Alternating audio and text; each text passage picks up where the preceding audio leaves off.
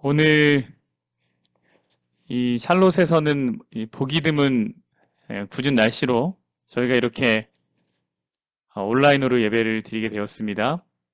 아, 이 예배를 위해서 정말 지금도 뒤에서 계속 조절해 주시고 준비해 주시고 또 이렇게 서포트 해 주시는 우리 집사님들 다시 한번 진심으로 감사를 드립니다. 아, 제가 지난주 합회 모임에 잘 참석하고 왔습니다. 어, 이 덕분에 좋은 시간을 보내고 잘 배우고 돌아왔습니다. 기도해 주시고 또 기다려 주신 모든 분들께 감사를 드립니다.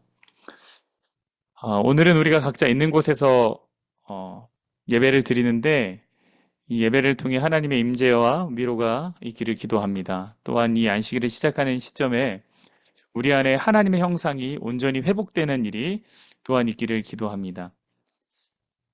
예전에 제가 클리브랜드에서 살 때에는 고작 이 정도의 눈에 이렇게 해야 할까? 예, 살다가 와서 이제 처음 왔을 때 눈이 이렇게 오는데 막 교회 문을 닫고 막 이러길래 아니 이 정도 눈에 이렇게 하시나? 라는 생각이 들었는데 사실 2년 전에 그 제가 얕봤던 눈길에서 제가 사실 미끄러워졌습니다. 그래가지고 그리고 나서부터 이제 정신이 바짝 들었죠. 우리 모두 모쪼록 안전하고 따뜻하게 안식일을 잘 보내시길 바랍니다. 현재 예보대로라면,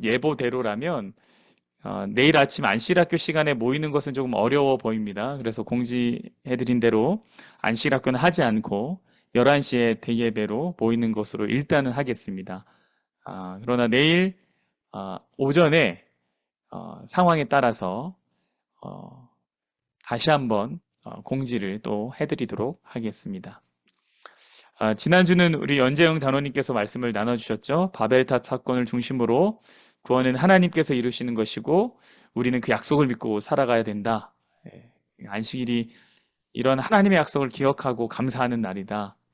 그래서 우리의 힘이 아니라 하나님의 역사에 우리가 전적으로 의존해야 되는 것을 다시 한번 강조해 주셨습니다. 귀한 말씀 나눠주신 것 감사합니다. 오늘은 이름이 거룩히 여김을 받으시오며입니다. 우리 잠깐 기도하겠습니다. 하나님, 어, 우리 각자 있는 곳에서 예배를 드릴 때 하나님의 풍성하신 사랑과 또 은혜를 경험하게 하시고 이 추운 날을 잘 지켜주시고 특별히 여러 가지 재난으로 인해서 곤란한 중에 있는 모든 사람들에게 하나님 위로하여 주시옵소서. 예수님 이름으로 기도합니다. 어, 지난 시간에 우리는 누구에게 기도를 해야 하는지를 배웠죠. 우리는 누구에게 기도합니까? 예수 한, 이름으로 하나님한테. 하늘에 계신 우리 아버지께 기도합니다. 우리는 하늘에 계신 우리 아버지께 기도합니다. 자, 오늘은 이제 무엇을 기도를 해야 하는지를 좀 보려고 하는데요. 예수님이 이렇게 말씀하셨어요. 너희는 이렇게 기도하라. 이게 무슨 뜻이냐면 이러한 방식으로 기도하라라는 거예요. 그 단어를 동일하게 기도하라라는 의미가 아니라 이러한 내용이 담겨져 있게 기도하라. 뭐 이런 이야기입니다. 그래서 주기도문 안에 사실은 이 기도의 핵심적인 내용이 다 들어있다. 이렇게 볼 수도 있겠습니다. 이 주기도문의 골격이 우리 기도의 기본 골격이다. 이렇게 볼 수 있겠죠. 그래서 좀 골격을 좀 보려고 하는데 그 전에 먼저 주기도문의 위치를 좀 보려고 합니다. 주기도문은요. 상상 여기 보면 글씨가 보이죠? 네. 주기도문은 이제 마태복음에 이제 등장하는데 그 중에 이제 산상수훈이라고 하는 곳에 위치해 있습니다. 산상수훈은 마태복음 5장, 6장, 7장인데요. 그 중에 6장 안에 주기도문이 들어 있습니다. 근데 6장은 특별히 무엇을 다루는가? 종교 행위에 대한 것을 주로 다루는 장이 되겠습니다. 네, 이 6장 안에서 전반부는 무슨 내용인가 하면 구제에 관한 내용입니다. 그리고 후반부는 금식하는 것, 그리고 하늘의 상급에 대한 이야기입니다. 그리고 이 가운데에 뭐가 들어가냐면 주기도문이 들어갑니다. 히브리 문학의 특징이 있는데요. 이 중요한 것은 가운데 기록합니다. 중요한 것은 가운데 기록해요. 그래서 산상수훈에서 가장 중요한 것은 무엇인가? 우리의 종교적인 행위, 우리의 영적 생활이 제일 중요하다라고 볼 수 있고, 이 영적 생활 중에 가장 중요한 것은 무엇인가? 그 가운데 있는 기도라고 볼 수 있겠습니다. 이게 구조적으로 주기도문이 그러한 위치 속에 있다라는 거예요. 그래서 주기도문은 어떤 것이냐? 우리의 삶의 중심이 기도고, 그 기도의 중심은 주기도문이다. 기도의 핵심은 주기도문이다. 이렇게 정리할 수 있겠습니다. 주의 기도문은요, 이렇게 다음과 같이 좀 구성이 되는데요.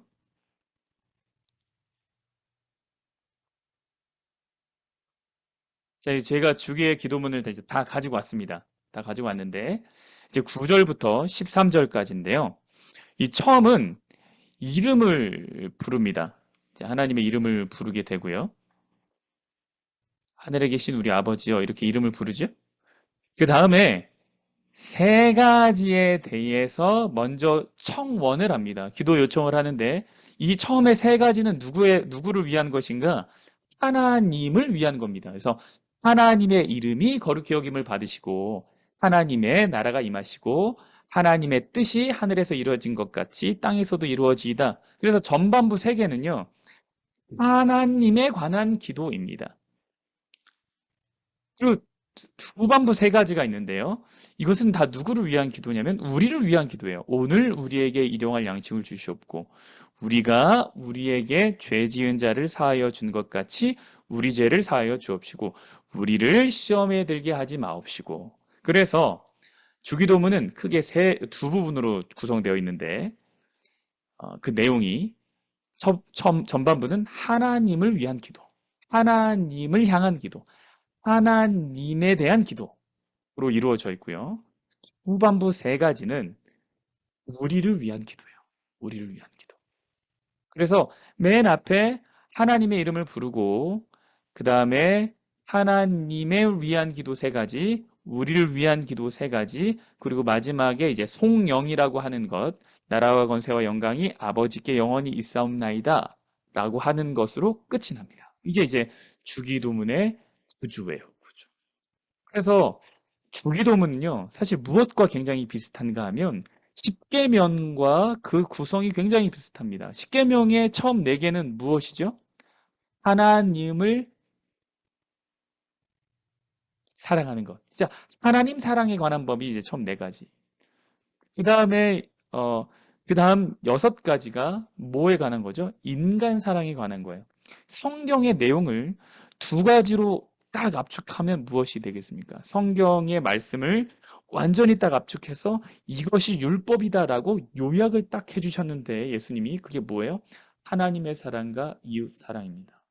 그러니 기도의 핵심 내용이 담겨져 있는 그 주의 기도문의 구성에도 이 하나님과의 관계, 이웃과의 관계가 들어있는 거예요. 이해가 되시죠? 네.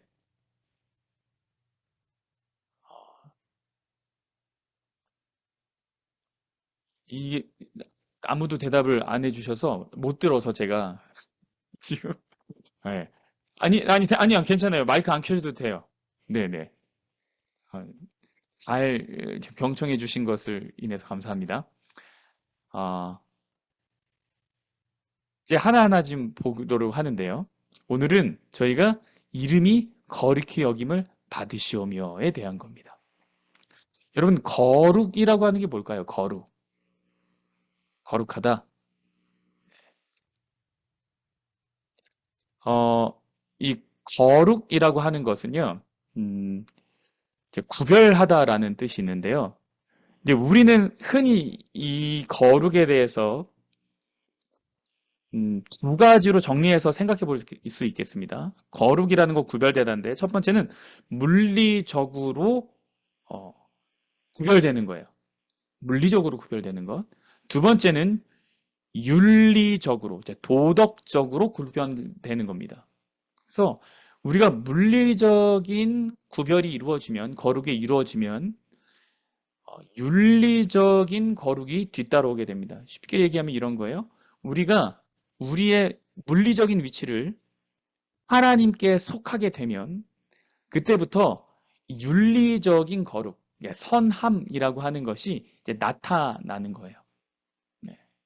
즉 거룩하다라고 하는 말은 어떤 하나님의 초월성과 하나님의 초월자 되심을 나타내는 말입니다. 거룩하다라고 하는 것은 하나님은 우리와 다르다. 물리적인 차이를 나타내는 거고 또 윤리적인 것, 이제 선함, 도덕적인 것에 대한 차이도 나타내는 거죠. 그래서 하나님은 거룩하다라고 하면 그 거룩을 인정하는 것은 어떤 의미를 담고 있냐면 하나님을 경외한다라는 의미를 가지고 있습니다. 여러분, 우리가 하나님을 경외하면 어떤 일이 일어나냐면 모든 생명을 경외하게 되는 일이 일어납니다. 그러니까 다시 말하면 우리가 하나님을 거룩하게 여기면 이제 우리의 물리적인 위치가 하나님께 속하게 되는 거예요. 그러면 자연스럽게 윤리적인 거룩함, 이 생명을 경외하는 것이 우리 안에 솟아난다. 이런 의미입니다. 그래서 생명을 가진 것을 경외하는 것은 궁극적으로 하나님을 경외할 때 나옵니다. 대표적인 예가 누구냐면 출애굽기 1장의 산파들입니다. 이 산파들이 하나님을 경외해서 뭐 하지 못하냐면 이 태어난 아이를 죽이지 못합니다. 분명 명령은 다 죽이라는 것을. 태어난 사내 아이를 다 죽여라. 그런데 그렇게 하지 못합니다. 왜냐하면 그들이 하나님을 경외했기 때문이라고 얘기해요. 그래서 생명을 주신 분이 하나님이라는 생각을 가지고 있기 때문에 이 생명 자체가 하나님께 속한 것이다 라는 생각을 가지게 되는 거죠. 그래서 우리가 이제 거룩이라는 것에 대한 개념, 하나님은 거룩하시다라는 개념이 생기면 이러한 일들이 우리 안에 자연스럽게 일어난다라는 거예요. 그 예가 또 창세기 42장입니다. 요셉이 이제 형들을 만납니다. 요셉이 형들 때문에 애굽에 팔려가서 노예로 고생하고 여차저차해서 결국 하나님의 은혜로 애굽의 총리까지 올라가고 나중에 이제 형들을 만나게 되는데 이 형들이 이 요셉을 팔았던 것 때문에 요셉을 괴롭혔던 것 때문에 자신들이 해코지를 받을까 봐 막 두려워 떨고 있는데 그때 요셉이 무슨 얘기를 하냐면 나는 하나님을 경외하기 때문에 생명을 소중히 한다라는 얘기를 합니다. 그래서 하나님에 대한 경외가 있을 때 우리는 사람을 경외하게 됩니다. 서로를 함부로 대하지 않게 되는 거죠. 아, 이게 이제 우리가 거룩이라는 개념, 하나님의 거룩이라는 개념을 생각할 때 우리 안에 일어나는 일입니다. 하나님에 대한 경외를 갖는다라는 것의 의미가 무엇일까요? 쉽게 얘기하면 이런 것입니다. 하나님이 나의 삶의 관찰자고 나의 삶의 지지자라는 것을 아는 것입니다. 무슨 얘기인가? 하나님을 경외한다는 건 지금도 내 옆에 하나님이 계시다라는 생각을 갖고 사는 것입니다. 하나님이 나를 지켜보고 계신다라는 것을 아는 삶의 태도, 그것이 하나님을 경외하는 것입니다. 근데 이렇게만 생각하면 굉장히 이제 내가 감시받는 느낌을 들기 때문에 굉장히 무섭거든요. 두렵고 불편할 수 있는데 동시에 무슨 생각을 가져야 되냐면 하나님이 그 나를 지켜보시는 하나님이 나를 사랑하시고 지지하고 계시다라는 것을 또한 아는 것이 중요합니다. 그래서 이 주기도문의 초반부에 이렇게 기도하라고 한 거예요. 하늘에 계신 우리 아버지요. 하늘이라고 하는 건 초월성이죠. 초월성. 근데 이거는 굉장히 이제 나랑은 다르다라는 의미. 이제 너무 이제 높으신 분이라는 이미지를 우리에게 주는데 동시에 뭐라고 기도하라고 했냐면 아버지라고 하나님을 부르라고 했습니다. 그래서 아버지는 친근감이죠, 친근감. 그래서 이 우리가 기도를 할 때 무엇과 무엇이 같이 있어야 되냐면 하나님을 향한 친근감과 그리고 하나님 아버지, 우리랑은 다른 이 신적 존재에 대한 초월성, 친근감과 초월성, 이 두 가지가 잘 조화를 이룰 때 진정한 하나님을 향한 경외심이 드러납니다. 그냥 하나님을 단순히 두려운 존재, 나를 심판하는 존재, 막 이렇게만 보는 것이 아니라 나를 사랑하고 지지하고 나를 위해서 모든 것을 다 쏟아주시는 분이라고 동시에 생각하는 거예요. 그래서 초월적인 존재, 동시에 친밀하신 분. 이 두 가지가 다 있을 때 비로소 기도가 균형지고 기도가 힘을 갖게 됩니다.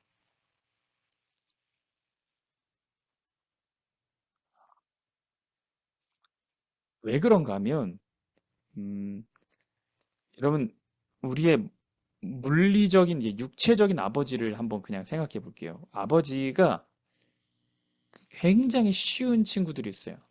근데 친밀하기만 해요. 아주 친밀하기만 해요. 뭐가 없냐면 아버지에 대한 어떤 그 존경심이 없어요.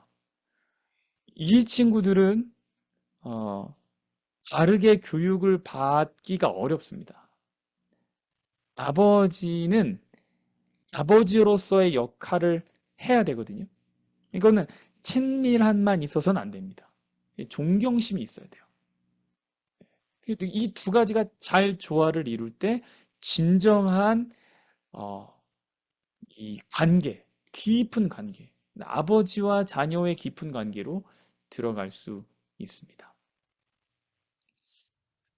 이제 정말 이 기도 내용으로 좀 들어가 보겠습니다. 우리가 이 기도문에서 관찰할 수 있는 것은 뭐냐면 이것이에요. 이름이 거룩히 여김을 받으시오며 라는 이 기도의 제목이 나라가 임하옵시며 보다 먼저 등장했다라는 겁니다. 하나님의 나라가 임하는 것보다 더 먼저 기도해야 될 내용이 뭐냐면 하나님의 이름이 거룩히 여김을 받는 겁니다. 근데 여러분 우리가 이러한 기도를 좀 드리나요? 여러분은 기도를 드리실 때 개인적인 기도를 드리실 때 아침에 일어나서 이제 아침 예배를 드리실 때 혹은 이제 어떤 필요가 있어서 잠자기 전에 기도를 드리실 때 여러분 이 기도를 드리십니까?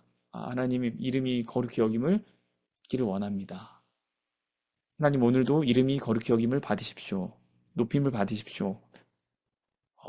이런 기도를 이렇게 즐겨 하시나요? 우리가 당연히 하나님의 이름이 거룩해져야 한다고 생각하죠. 당연히 그렇게 생각하는데 그러나 이 기도의 제목을 매일의 기도 가운데 잘 두고 있지는 않는 것 같습니다. 제가 왜 그런가 이렇게 좀 생각을 해봤더니 종종 이런 경우가 있는 것 같아요. 내가 잘 되는 것이 하나님의 이름을 거룩하게 하는 것이다. 다시 말해서 내가 잘 되면 하나님의 이름이 높아지는 것이다. 라고 생각하고 이제 사는 그리스도인들이 종종 있는 것 같습니다. 그래서 뭐에 관심이 많냐면 그냥 내가 잘 되는 것에만 관심이 많아요. 그래서 그 기도만 이제 막 드리는 거죠. 그래서 종종 내 일이 잘 안 풀릴 것 같으면 마치 하나님의 이름이 훼손된 것처럼 분노하는 사람들이 있어요. 그러니까 내가 억울한 일을 당하면 마치 하나님이 억울한 일을 당한 것처럼 생각하고 막 그것을 해결할 때 어떤 입장으로 그걸 막 해석하냐면 하나님의 입장인 것처럼 막 해석을 하는 거예요. 그래서 막 나를 변론할 때 막 성경도 갖다 놓고 막 신앙 이야기도 갖다 놓고 하나님 이름도 막 넣고 막 이렇게 하는 거죠. 여러분 우리가 억울할 때 물론 하나님도 속상하시겠지만 우리가 좀 객관적으로 나를 돌아볼 필요도 있는 것 같아요. 진짜로 하나님의 이름이 거룩히 여김을 받으신다라는 것의 의미가 뭘까? 나는 이기적이지 않았다고 어떻게 확신 있게 말할 수 있겠는가? 한번 돌아봐야 됩니다. 그러니까 하나님의 이름이 거룩히 여김을 받는다는 것은 무슨 뜻일까? 여러분, 이름이 거룩히 여김을 받으시라는 말은 단순히 하나님의 이름을 부주의하게 사용하지 말라라고 하는 의미가 아닙니다. 이 말은 하나님의 이름을 망령되어 일컫지 말라는 십계명과 같은 것이긴 한데요. 당연히 여러분, 우리는 하나님의 이름을 함부로 사용해서는 안 되겠습니다. 하나님의 이름 걸고 뭘 하고 막 이러는 거를 해서는 안 됩니다. 그러나 그렇게 하지 않는다 그래서 하나님의 이름이 거룩히 여김을 받는 것은 아닙니다. 그게 전부는 아닙니다. 그럼 성경에서는 많은 경우에 이름이 그 품성을 나타냅니다. 그래서 야곱을 보면 야곱은 이제 발꿈치를 잡다라는 뜻을 가지고 있죠. 그래서 야곱은 쌍둥이였습니다. 형의 이름은 에서였죠. 근데 태어날 때 진짜 야곱이 형의 에서의 발꿈치를 잡았습니다. 그래서 야곱이라고 불렸는데 발꿈치를 잡다라고 하는 말이 가진 의미가 뭐냐면 회방하다, 속이다 이런 의미예요. 그래서 실제로 야곱은 형을 속이고 장자권을 가져갔습니다. 그리고 후에 그는 하나님과 이 자신이 선택했던 일들로 인해서 막 이렇게 영적인 씨름을 막 하게 되죠. 그 이후에 이름이 야곱에서 이스라엘로 바뀝니다. 하나님과 겨루어 이기다라는 의미로 바뀌죠. 그 야곱의 의미를 보면 그 이름 안에 그의 어떤 그 성품이 역할들이 이제 드러나는 거죠. 베드로도 볼까요? 베드로의 본래 이름은 시몬입니다. 이제 어, 들음이라는 뜻인데 여기 듣고 저기 듣고 뭐 이런 거예요. 잘 들어요. 이게 쉽게 얘기하면 귀가 얇다라는 의미예요. 이 시몬이라는 뜻이. 그러니까 이제 무슨 사람이냐면 갈대 같은 사람이에요. 그래서 처음에 예수님한테는 막 내가 예수님을 위해서 뭐든지 다 하겠습니다. 막 이렇게 막 하다가도 자기 불리할 것 같으면 막 부인하고 여기 붙었다가 저기 붙었다가 근데 예수님이 그 시몬이라고 하는 이름을 야 너 이제 시몬이라고 부르지 마라.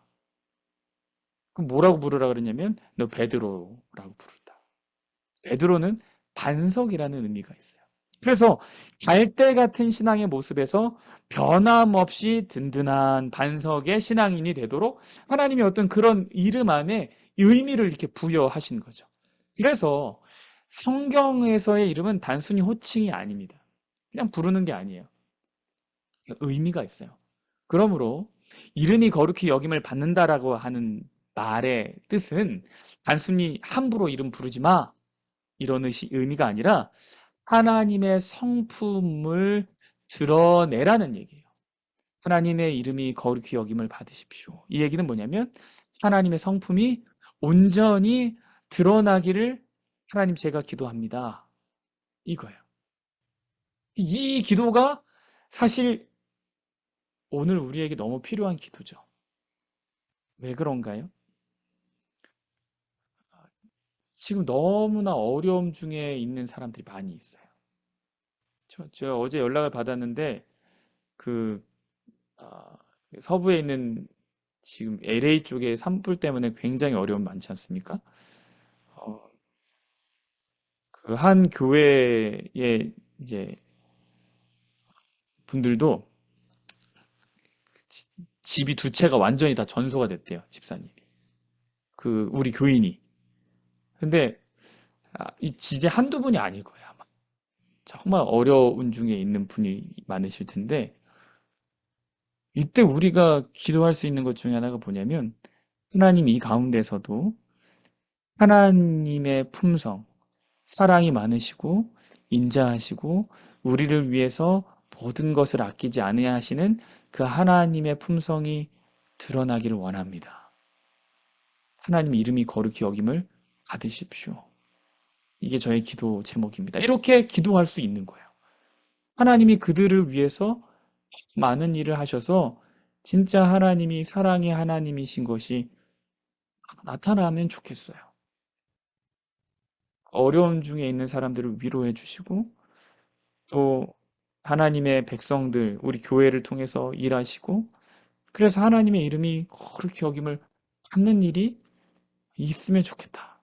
이게 이제 마음 가운데 생기는 거죠. 하나님의 품성이 드러나기를 원하는 겁니다. 근데 이 기도에 약간 흥미로운 부분이 있습니다. 이름이 거룩히 여김을 받으시오며 이렇게 했는데 뭐가 없냐면 이 일의 주체가 등장하지 않습니다. 이름은 당연히 하나님의 이름이죠. 그런데 이 이름을 거룩하게 하는 주체가 없어요. 그 누가 하나님의 이름을 거룩하게 할 것인가에 대한 내용이 이 기도에는 사실 담겨져 있지 않습니다. 누군가가 하나님의 이름을 거룩하게 해야 될 거 아니에요. 하나님의 이름이 거룩히 여김을 받으십시오. 그럼 당연히 누군가는 그 일을 해야 되는데 그 누가 여기 나오지 않아요. 그래서 두 가지로 해석이 가능합니다. 첫 번째는 이거예요. 하나님이 스스로 거룩하게 여김을 받으십시오. 다시 말하면 뭐냐면 거룩한 행위를 하셔서 하나님이 거룩히 여김을 받으십시오. 이 얘기예요. 하나님이 본래 거룩하신 분이죠. 우리가 거룩하게 하든지 거룩하게 하지 않든지 하나님은 거룩하신 분이에요. 우리가 굳이 하나님이 거룩하십니다 하지 않아도 이미 거룩하신 분이에요. 우리랑 달라요. 그래서 레위기 11장 44절도 이렇게 얘기했습니다. 나는 너 여호와 너의 하나님이라 나는 뭐하다? 거룩하다. 내가 거룩하다. 여호수아 24장도 이렇게 얘기했습니다. 여호수아가 백성에게 이르되 너희가 여호와를 능히 섬기지 못할 것은 그는 뭐 어떤 분이에요? 거룩하신 하나님이에요. 거룩하신 하나님. 우리가 난 엄청 하나님 잘 섬길 수 있어. 난 하나님 엄청 거룩하게 아니요. 우리랑 상관없이 이미 그는 거룩하신 하나님이에요. 그런데 아주 재미있는 내용이 성경에 나오는데 하나님이 종종 스스로 거룩해지기를 선택하신 경우가 있다는 거예요. 그러니까 이미 하나님은 거룩하신데 나는 거룩해지겠다. 이렇게 얘기하셨다는 거예요. 이미 거룩하신 하나님인데 나는 거룩해지겠다. 이렇게 얘기하셨다는 거예요. 여러분, 우리가 잘 알듯이 거룩이라고 하는 것은 구별하다라는 뜻을 가지고 있어요. 그래서 하나님을 위해 구별된 물건을 우리가 거룩한 물건, 성물이라고 하죠. 이제 성물은 우리가 함부로 하지 않는 것을 원칙으로 합니다. 그래서 그것을 잘 아이들에게도 이제 알려줄 필요가 있죠. 근데 그렇다면 하나님께서 스스로 구별되기 위해서 하신 행동이 무엇일까? 여러분, 인간은 스스로를 구별하기 위해서 하는 행동이 뭐예요? 여러분이 여러분을 거룩하게 하기 위해서, 구별하기 위해서 하는 행동은 뭡니까? 이스라엘 백성들은 정결법을 지키는 것으로 거룩함을 유지하려고 했습니다. 그래서 뭐 했냐면 나는 거룩해야 돼. 그래서 뭐 하는 거예요? 이방인이랑 섞이지 않아요. 나는 거룩해야 돼. 그래서 장소도 구별하고 날짜도 구별하고 먹는 것도 구별해요. 여러분, 우리가 좀 그렇게 구별하는 신앙의 태도가 필요합니까? 아니, 필요하죠. 그냥 어, 하나님을 믿지 않는 사람들과 그냥 다 똑같이 살 수는 없는 거예요. 다름이 있어야죠. 구별되는 것이 있어야죠. 그게 우리 삶에 이렇게 나타날 때, 어, 이게 이제 어, 신실함으로 드러나는 거겠죠. 그래서 우리의 삶에 그런 신앙의 태도는 필요합니다. 물론 필요합니다. 그런데 이 구별이라고 하는 의미, 거룩이라고 하는 의미를 거기까지만 우리가 이해하고 있다면 우리는 이 거룩함의 본질을 사실 잘 이해하지 못했다라고 말할 수가 있겠습니다. 하나님은 더 깊은 목적을 가지고 스스로를 거룩하게 하셨어요. 한번 볼게요. 요한복음 17장 19절입니다. 또 저희를 위하여 내가 나를 거룩하게 한다. 이 요한복음 17장은 예수님의 기도문입니다. 근데 예수님이 기도하실 때 스스로를 나는 거룩하게 했다. 이렇게 말씀하셨어요. 근데 그 이유가 뭐냐면 그 누구 때문에 거룩하게 하냐면 저들을 위해서 나를 구별하겠다. 이렇게 얘기했어요. 그러니까 내가 구별하려고 하는 이유가 나를 위해서가 아니라 다른 사람을 위해서예요.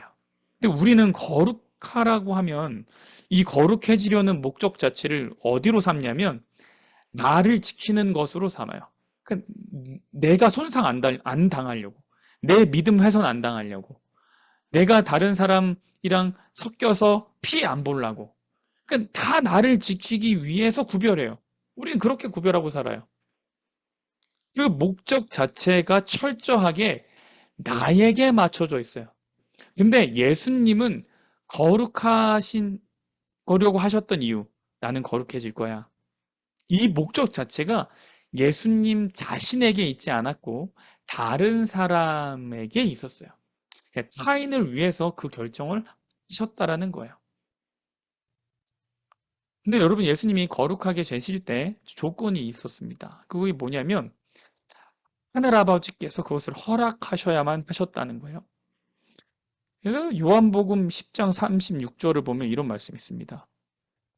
아버지께서 거룩하게 하사 세상에 보내신 자가 나는 하나님의 아들이다 하는 것으로 너희가 어찌 참남하다 하느냐, 이렇게 말했거든요. 이 예수님의 말씀이에요. 하늘 아버지께서 예수님을 거룩하게 하셨어요. 그래서 하신 일이 뭔지 아세요? 너는 거룩하고 소중하니까 여기 잘 있어. 그래서 이제 찬장에 딱 넣어놓고 아무도 건들지 못하게 지킨 것이 아니라, 하나님이 예수님을 거룩하게 하셔서 하신 일은 뭐냐면 세상으로 가라였어. 거룩하게 하신 다음에 하신 일은 세상으로 가라. 이 땅에 오셨어요. 예수님이 스스로를 거룩하게 하시는데 반드시 하나님의 허락이 있었어야 되는데, 예수님은 사역을 하시면서 스스로를 계속 거룩하게 하셨지만 그 전에 먼저 하늘 아버지께서 예수님을 거룩하게 하셨어요. 그 이유가 이 땅에 보내시려고. 왜 예수님이 이 땅에 오시려고 하셨습니까? 왜 아버지는 예수님을 보내셨습니까? 십자가 지려고요. 우리 때문에요. 우리 구원을 위해서요. 그러니까 거룩이라고 하는 개념은 뭐냐면 철저하게 자기를 버리고 자기를 희생하는 거예요. 그것이 거룩해지는 거예요. 그것을 거룩이라고 말하는 거예요. 먹는 것 구별하고 입는 것 구별하는 것이 거룩이 아니라, 자꾸 구별하고 섞이지 않는 것이 거룩이 아니라 나를 버리고 나를 희생하는 것, 그것이 거룩이라고 말하는 거예요. 그것이 하나님과 예수님의 방법이었어요.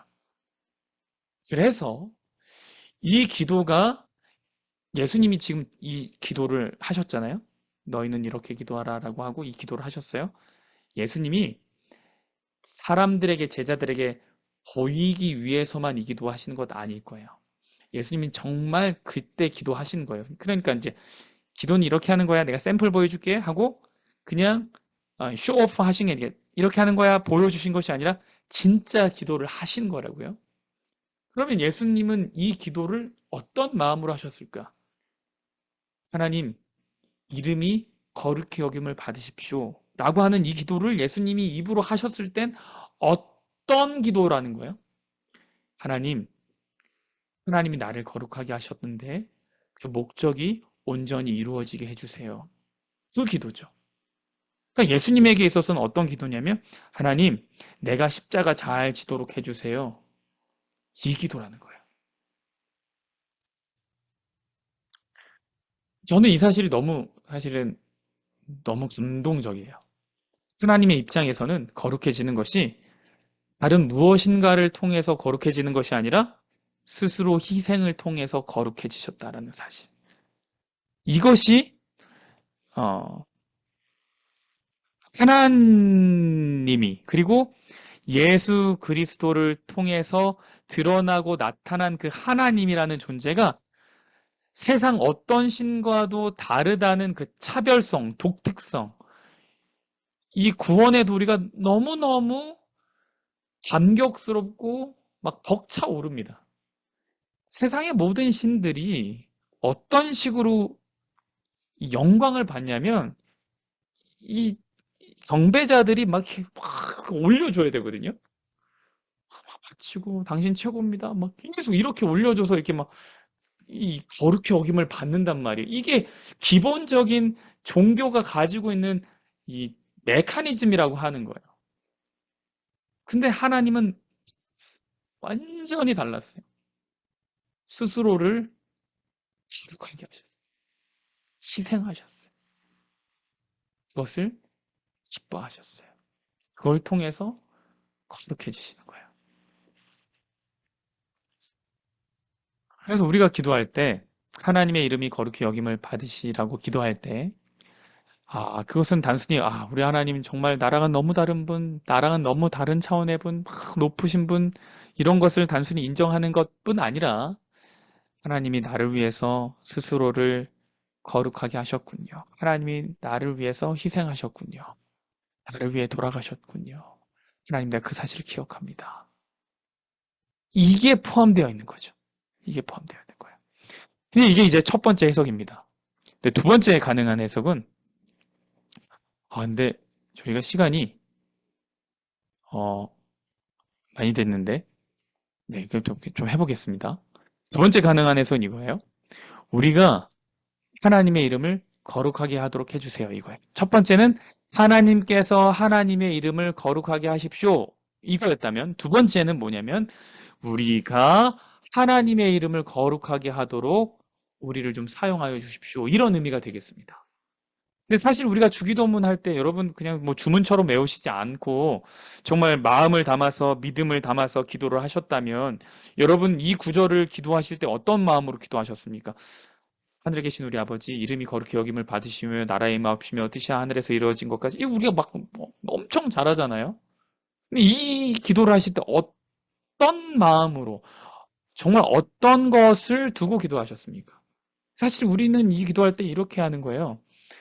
하나님, 우리가 하나님의 이름을 거룩하게 하면 좋겠습니다. 이거죠.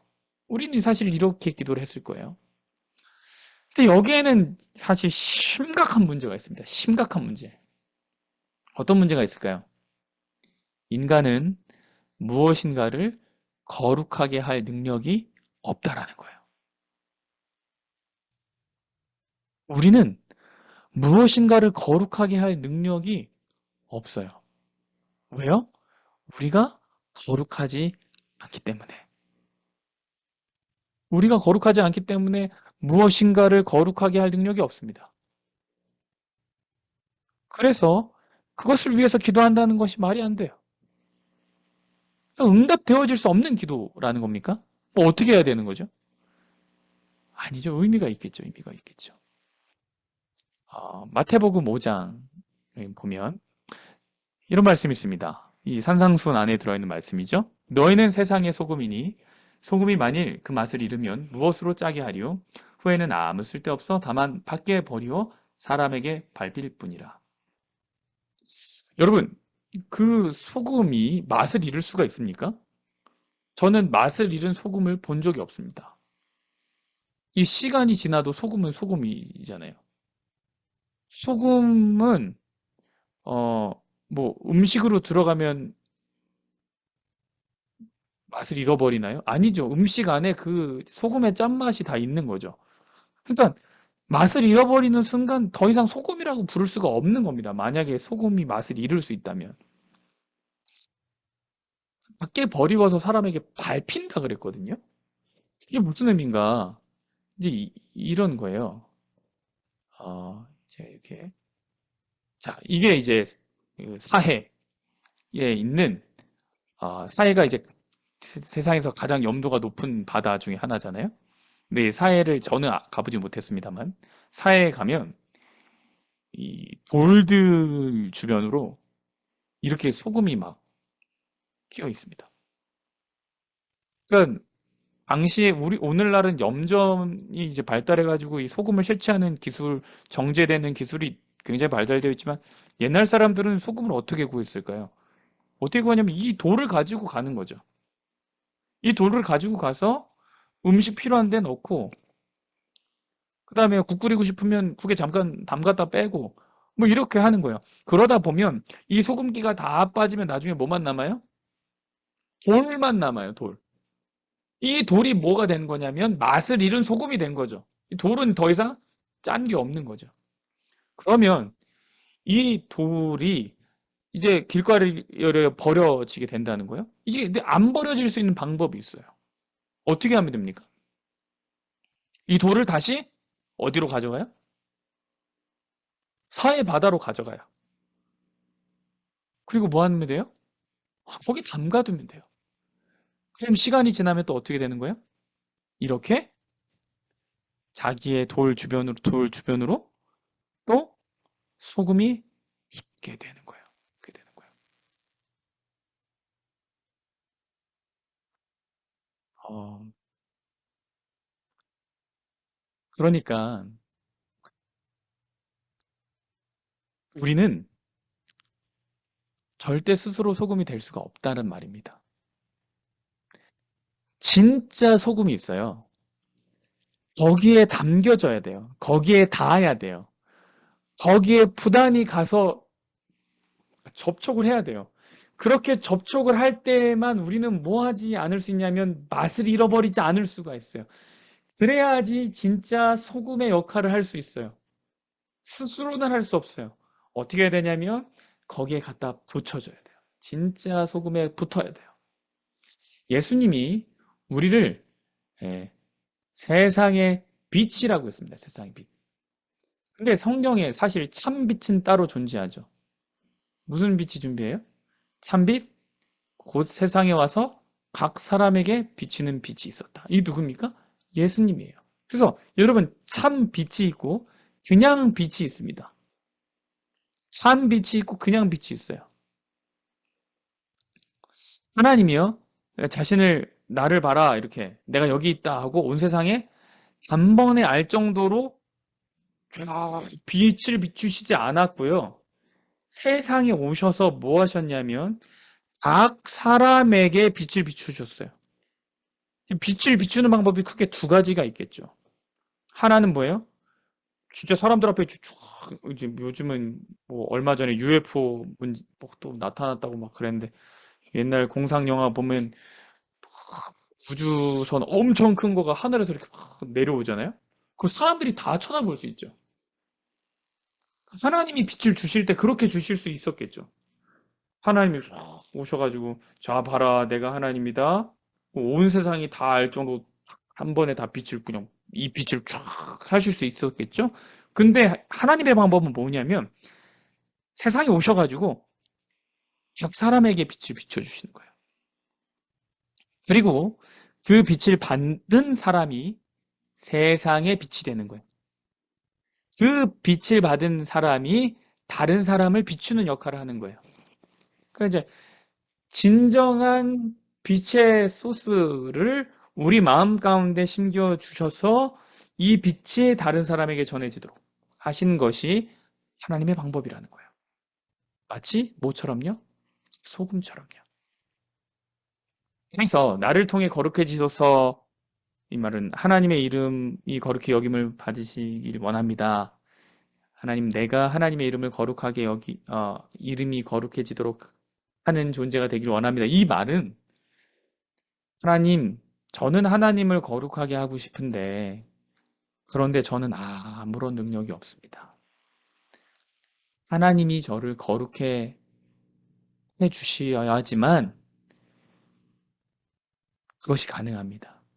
하나님 저를 거룩하게 해주시고, 저를 통해서 하나님이 거룩해지기를 원합니다. 라는 말이에요.